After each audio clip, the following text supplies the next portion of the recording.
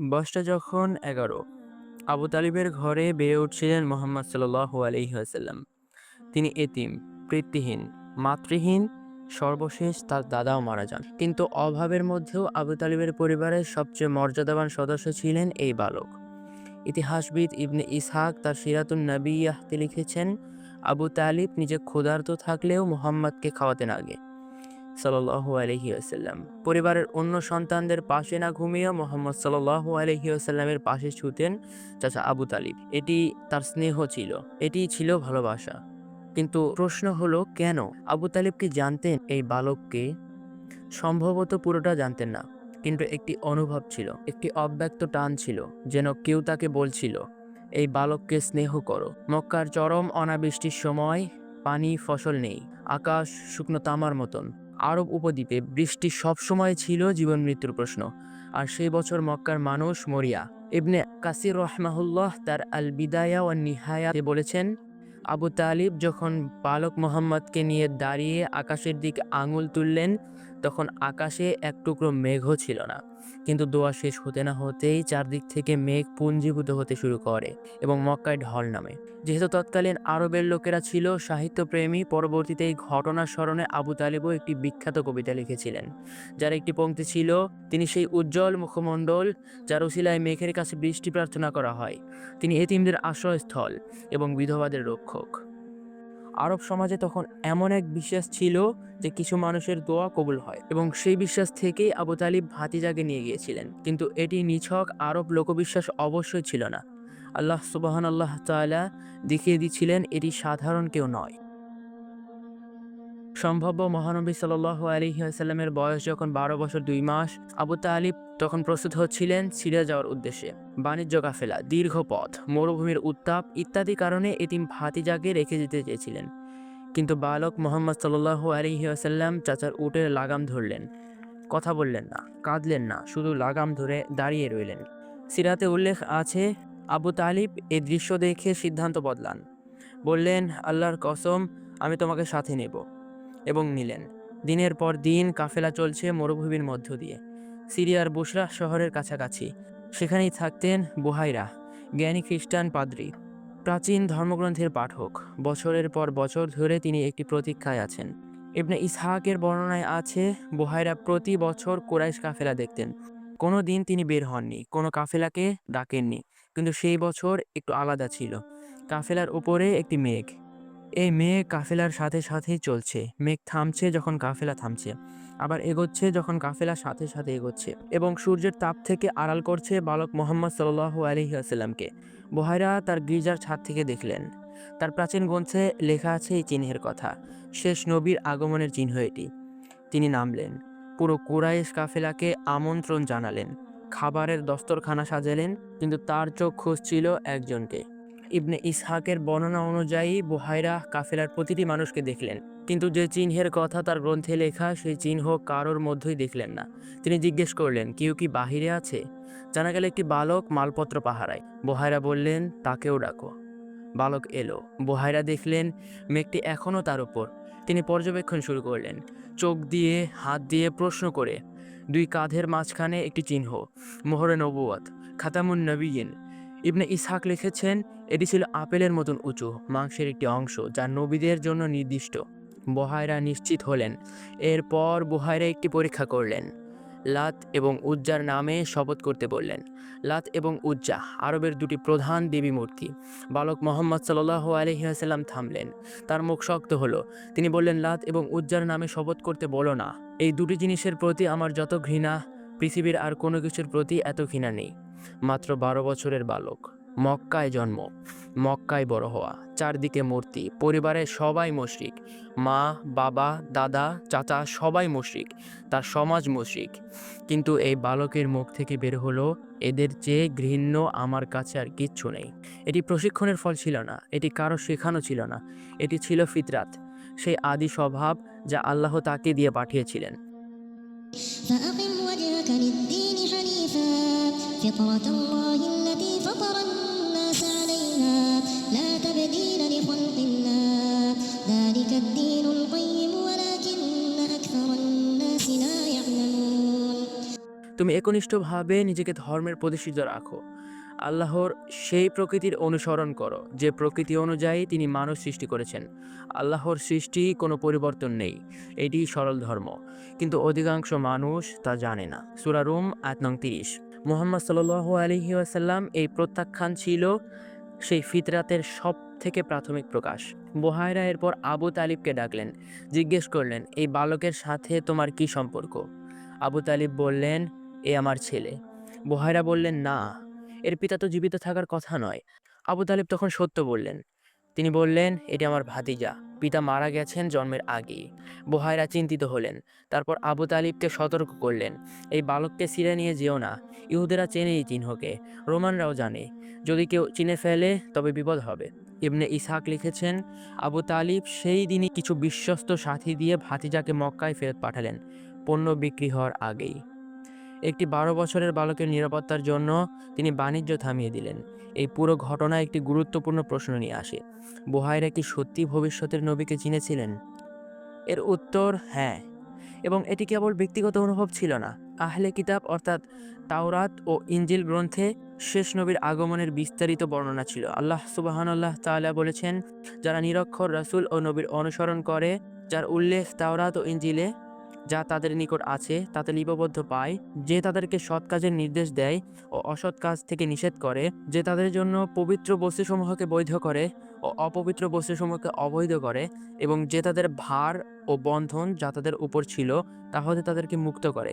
সুতরাং যারা তার প্রতি বিশ্বাস স্থাপন করে, তাকে সম্মান করে, তাকে সাহায্য করে এবং যে আলো তার সাথে অবতীর্ণ করা হয়েছে তার অনুসরণ করে, তারাই হবে সফলকাম। সূরা আরাফ আয়াত নং 157। এরপর মুহাম্মদ সাল্লাল্লাহু আলাইহি ওয়াসাল্লাম সিরিয়া থেকে ফিরে এলেন মক্কায়। জীবন সেই আগের মতোই। আবু তালিবের ঘর, সীমিত সম্পদ, বড় পরিবার।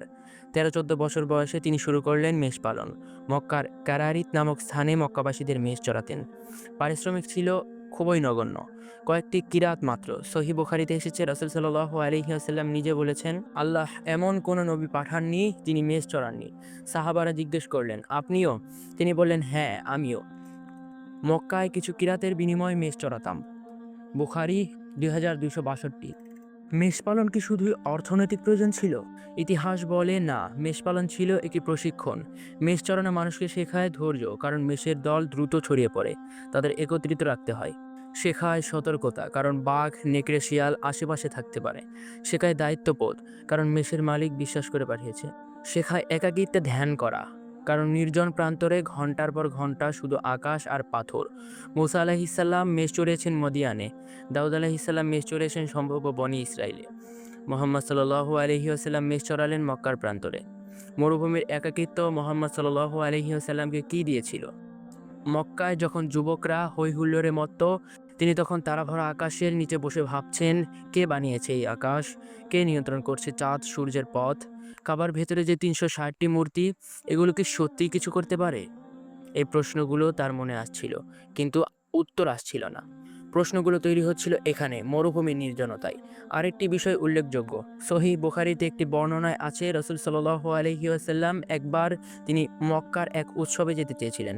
সাথীদের সাথে বের হয়েছিলেন, কিন্তু পথিমধ্যেই তার তন্দ্রা এসে গেল। তিনি ঘুমিয়ে পড়লেন। যখন উঠলেন, উৎসব শেষ হয়ে গেছে। আরেকবারও চেষ্টা করলেন, আবারও এর পুনরাবৃত্তি হলো। তারপর আর কোনোদিন সেই পথে যাননি। বুখারীর 3895 নম্বর হাদিস। আল্লাহ তার নবীকে কৌশলে দূরে রেখেছিলেন, অশ্লীলতা থেকে, পাপ থেকে, মূর্তি পূজার উৎসব থেকে। নবীদের আল্লাহ নিজেই রক্ষা করেন। আল্লাহ তোমাকে মানুষ থেকে রক্ষা করবেন। সূরা মাইয়িদা আয়াত নং 67। এই আয়াত নবুয়ত পরবর্তী সময়ের, কিন্তু আল্লাহ সংরক্ষণ শুরু হয়েছিল অনেক আগে থেকেই। যখন তার বয়স 15 বছর, আরব উপদ্বীপে যুদ্ধ লেগে গেল। নাম হারবুল ফিজার। ফিজার মানে পাপ, কারণ এই যুদ্ধ হয়েছিল হারাম মাসে। যুদ্ধের কারণ বুঝতে হলে একটু পেছনে যেতে হবে। উকাজের বার্ষিক মেলা, আরবের সব থেকে বড় বাণিজ্য মেলা, এবং কবিতার আসর। জিলকদ মাস, পবিত্র মাস। এই মাসে যুদ্ধ নিষিদ্ধ, সবাই জানে এবং সবাই মানে। কিন্তু সেই বছর কেনান বংশের আল বারাদ নামক এক ব্যক্তি সেই নিষেধাজ্ঞা ভাঙলেন। কায়েস বংশের উরওয়াতুর রব্বালকে হত্যা করলেন। এই হত্যার পর আর থামানো গেল না। কায়েস বংশ প্রতিশোধ চাইল। কেনান বংশ প্রস্তুত হলো এবং যুদ্ধ শুরু হলো। কুরাইশরা ছিল কেনানের মিত্র, তাই কুরাইশরাও এ যুদ্ধে অংশ নিল। আবু তালিবও গেলেন। এবং সাথে নিলেন ভাতিজাকে। ইবনে ইসহাক এবং ইবনে হিশাম উভয় সিরাতে এই ঘটনা বিস্তারিত আছে। মুহাম্মদ সাল্লাল্লাহু আলাইহি ওয়াসাল্লাম সেই যুদ্ধে কি করেছিলেন? সরাসরি অস্ত্র ধরেননি বা রক্ত ঝরাননি, কিন্তু শত্রুর নিক্ষিপ্ত তীরগুলো কুড়িয়ে চাচাদের হাতে তুলে দিতেন। এই বিশদ তথ্যটি গুরুত্বপূর্ণ। 15 বছরের একজন আরব যুবক। আরবের সংস্কৃতিতে যুদ্ধ ছিল বীরত্বের প্রমাণ, যুদ্ধে অংশ নেওয়া ছিল সম্মানের। কিন্তু মুহাম্মদ সাল্লাল্লাহু আলাইহি ওয়াসাল্লাম বেছে নিলেন সবথেকে সহায়ক কিন্তু সরাসরি সহিংসতা মুক্ত ভূমিকা। কিন্তু কেন? এটি কি কাপুরুষতা ছিল? না। পরবর্তী জীবনে তিনি বদর, উহুদ, খন্দকের অকুত ভয় লড়েছেন। যুদ্ধের ময়দানে থেকে পালানোর মানুষ তিনি ছিলেন না। তাহলে কেন? কারণ এই যুদ্ধটি ছিল অন্যায়। এটি ছিল স্বার্থের জন্য অকারণ রক্তপাত। মুহাম্মদ সাল্লাল্লাহু আলাইহি ওয়াসাল্লামের ভেতরে সেই ফিতরাত বলছিল এটি ঠিক নয়। তিনি যুদ্ধ থেকে নিজেকে বিচ্ছিন্ন রাখলেন যতটুকু সম্ভব। এই যুদ্ধ কতদিন চলছিল? প্রায় 4 থেকে 5 বছর। প্রতিশোধ, রক্তপাত, মৃত্যু ছিল এই যুদ্ধে। একটি কিশোর এই পুরো প্রক্রিয়া দেখেছে। মনে একটি প্রশ্ন জমছে না? এটা কি সমাধান? কোরআনে বর্ণিত আছে, যদি তারা শান্তির দিকে ঝুঁকে পড়ে তুমিও ঝুঁকে পড়ো। সূরা আনফাল আয়াত নং 61। শান্তির প্রতি এই ঝোঁক তৈরি হয়েছিল হারবুল ফিজারের বিধ্বংসী বছরগুলোতে। 20 বছর বয়স, হারবুল ফিজার সবে শেষ হয়েছে। মক্কায় তখনও যুদ্ধের ক্ষত। এমন সময় একটি ঘটনা ঘটল। ইয়েমেনের জবিদ গোত্রের এক বণিক মক্কায় এসেছেন ব্যবসা করতে। পণ্য বিক্রি করলেন আস ইবনে ওয়াইলের কাছে। আস ইবনে ওয়াইল মক্কার প্রভাবশালী নেতা, কিন্তু বণিকের পাওনা পরিশোধ করলেন না। বণিকের কাছে কোনো পথ নেই। মক্কায় তিনি পরদেশী, আর আস ইবনে ওয়াইল স্থানীয় প্রভাবশালী। কিন্তু বণিক কি করলেন? তিনি পাহাড়ে উঠলেন। মক্কার কেন্দ্রের কাছে এই পাহাড়, সবাই দেখতে পায়। উঁচু গলায় কবিতা আবৃত্তি শুরু করলেন। ইনসাফের দাবিতে আর্তনাদ করলেন ছন্দে ছন্দে। ইবনে হিশামের সিরাতে এই কবিতার কিছু পংক্তি সংরক্ষিত আছে। সেখানে বণিক মক্কার বিবেকবান মানুষদের ডাকছেন। সেই আর্তনাদ পৌঁছে গেল সবার কাছে। মক্কার 5টি প্রধান গোত্র একত্রিত হলো: বনু হাসিম, বনু মুত্তালিব, বনু জুহরা, বনু তাইম, বনু আসাদ। স্থান ছিল আব্দুল্লাহ ইবনে জাদআনের বাড়ি। আব্দুল্লাহ ইবনে জাদআন ছিলেন বয়স্ক, সম্মানিত এবং দানশীল নেতা। তার বাড়ি ছিল এই সবার জন্য উপযুক্ত। সেই সভায় তারা একটি শপথ নিল। শপথের ভাষা ঐতিহাসিকরা সংরক্ষণ করেছেন। তারা বলল, যতক্ষণ সমুদ্রের পানি থাকবে, হীরা ও সাবির পাহাড় অটল থাকবে, আমরা মজলুমের পাশে দাঁড়াবো, জালেমের বিরুদ্ধে দাঁড়াবো, অন্যায় দেখলে প্রতিরোধ করব। এই শপথ লিখিত ছিল না, এটি কোনো রাষ্ট্রীয় সিদ্ধান্তও ছিল না, এটি নাগরিক সমাজের স্বেচ্ছামূলক শপথ ছিল। 6ষ্ঠ শতকের আরবে, যেখানে আইনের কোনো প্রাতিষ্ঠানিক কাঠামো নেই, সেখানে এই উদ্যোগ ছিল অসাধারণ। এই সবাই ছিলেন মুহাম্মদ সাল্লাল্লাহু আলাইহি ওয়াসাল্লাম, মাত্র 20 বছর বয়স, সবথেকে কম বয়সী সদস্যদের একজন, কিন্তু অংশগ্রহণ ছিল সক্রিয়। নবুয়ত পাওয়ার বহু বছর কেটে গেছে। ইসলাম এসেছে, নতুন শরিয়া এসেছে, নতুন আইন এসেছে। অনেক আইনকে তিনি ছাঁটাই করেছেন, কিন্তু তিনি এই আইনকে ধরে রেখেছেন। আবু ইসহাকের সিরাতে বর্ণিত আছে, তিনি বলেছেন, আব্দুল্লাহ ইবনে জাদআনের ঘরে আমি এমন এক চুক্তি অংশ নিয়েছিলাম যার বিনিময়ে লাল উট পেলেও আমি তা ছাড়তে রাজি নই। আজও যদি ইসলামের যুগে কেউ সেই চুক্তির দোহাই দিয়ে আমাকে ডাকে, আমি সাড়া দেব। রাসূল সাল্লাল্লাহু আলাইহি ওয়াসাল্লামের এই কথা শুনেই বোঝা যায় তিনি এর প্রতি কতটা শ্রদ্ধাশীল ছিলেন। আমরা সকলে জানি মুহাম্মদ সাল্লাল্লাহু আলাইহি ওয়াসাল্লাম উপাধিতে ছিলেন আল আমিন। আমিন মানে বিশ্বস্ত, সাদিক মানে সত্যবাদী। মক্কায় 2টি শব্দ তাকে দিয়েছিল। কিন্তু কেন? কোনো পদ পেয়ে নয়, কোনো নির্বাচনে জিতে নয়, কোনো ঘোষণাপত্রে নয়। মানুষ নিজেরাই রাখতে শুরু করেছিল আল আমিন। কোনো কোনো কাজে তিনি এই পরিচয় পেয়েছিলেন। প্রথমত, সততায়। মক্কায় এমন একটি ঘটনা নেই যেখানে তাকে মিথ্যা বলতে দেখা গেছে। এমন একটিও বণিক ছিলেন না যার কাছে তিনি মিথ্যা বলে পণ্য বিক্রি করেছেন। দ্বিতীয়ত, আমানতদারিতা। মক্কায় মানুষ তার মূল্যবান সম্পদ, গহনা ইত্যাদি তার কাছে জমা রাখত, কারণ তারা জানতো মুহাম্মাদের কাছে রাখলে সেখানেই সুরক্ষিত থাকবে। হিজরতের রাতে, যে রাতের মুশরিকরা তাকে হত্যা করতে আসছিল, তিনি আলী রাদিয়াল্লাহু তাআলা আনহুকে নির্দেশ দিলেন সব আমানত মালিকদের ফিরিয়ে দিতে। এই একটি ঘটনা তার চরিত্রের গভীরতা বোঝায়। নিজের জীবন বিপদে, শত্রুরা দরজায়, কিন্তু মাথায় একটি বিশেষ চিন্তা, আমানত যেন সঠিকভাবে ফেরত যায়। এই উপাধি নিছক সামাজিক সুনাম ছিল না। সহিহ বুখারীতে আবু সুফিয়ানের একটি বিশেষ সাক্ষ্য আছে। রোমান সম্রাট হিরাক্লিয়াসের দরবারে হিরাক্লিয়াস জিজ্ঞেস করলেন, নবুয়তের দাবির আগে কি এই মানুষ কখনো মিথ্যা বলেছে? আবু সুফিয়ান, যিনি তখনও তার শত্রু, তিনি স্বীকার করলেন না। হিরাক্লিয়াস বললেন, যে মানুষ সাধারণ জীবনে মিথ্যা বলেনি, সে আল্লাহর নামে কি মিথ্যা বলবে? নবী সাল্লাল্লাহু আলাইহি ওয়াসাল্লাম 20 বছর পূর্ণ হওয়ার আগেই আবু তালিবের ব্যবসায় সহায়তা শুরু করেন। মক্কায় তখন ছিল তৎকালীন আরবের বাণিজ্যিক কেন্দ্র। 2টি প্রধান বাণিজ্য কাফেলা, গ্রীষ্মে সিরিয়া সফর এবং শীতে ইয়েমেন সফর। কোরআনে সূরা কুরাইশে এটি বর্ণিত হয়েছিল। এই বাণিজ্য কাফেলার সাথে যুক্ত হয়ে মুহাম্মদ সাল্লাল্লাহু আলাইহি ওয়াসাল্লাম বিভিন্ন সভ্যতার সাথে পরিচিত হলেন। সিরিয়ার বাইজেন্টাইন সাম্রাজ্যের প্রভাব দেখলেন, বিভিন্ন ধর্মের মানুষকে দেখলেন, বিভিন্ন আইন কানুন দেখলেন। এই বিস্তৃত দৃষ্টিভঙ্গি তৈরি হচ্ছিল। ব্যবসায় তার পদ্ধতি ছিল আলাদা, নিখুঁত হিসাব, ক্রেতাকে ঠকানো নয়, পণ্যের দোষ লুকানো নয়। সহিহ তিরমিজিতে এসেছে, সত্যবাদী ও আমানতদার ব্যবসায়ী নবীদের, সত্যবাদীদের এবং শহীদদের সাথে থাকবে। 1209 নম্বর হাদিস। গত পর্বে আমরা জন্মপূর্ব ও প্রথম 10 বছর নিয়ে সংক্ষিপ্ত আলোচনা করেছিলাম। দেখতে চাইলে ক্লিক করুন।